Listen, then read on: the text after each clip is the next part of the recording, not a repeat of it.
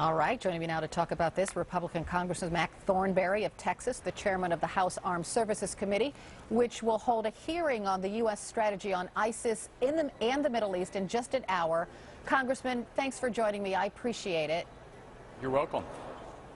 Before we get into today's hearing, I'd like to ask you about Russia. What do you make of Russia adding 40 new intercontinental ballistic missiles to its nuclear stockpile?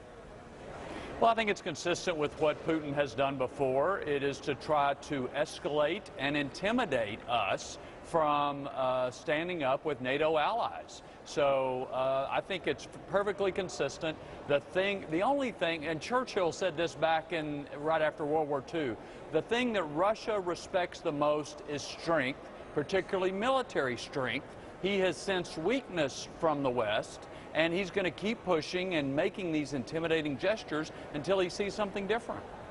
Well, I'd like to ask you about this, too, because it's just so bizarre. Russia also opened this new military-themed amusement park, complete with grenade launchers for the kids to play on.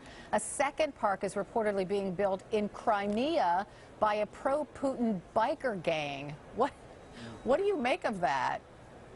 Yeah, I think bizarre is a good word to use for it, but I think it would be a mistake for us to dismiss all of this. Putin has an approach which includes internal propaganda and also propaganda for the neighboring countries. So he is trying to rev up this nationalism, rev up this idea that they are defending the motherland, and that is so they will ignore what the damage that he's doing to their country. So, you know, in some ways it's clever, but I'm not sure how long it'll last. But it does pose a danger to us.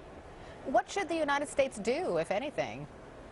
Well, I think number one is our military strength is of the utmost importance. So we are trying to turn around the cuts in the defense budget, and I think that's the most important thing we can do. Shoring up our allies all along Russia's border is very important. They are very nervous, and they're wondering whether NATO and the United States will stand with them. So that reassurance so that we can stand together as an alliance against this sort of aggression, I think, is one of the most useful things we can do. Okay, on the subject of the hearing today, what's on the agenda?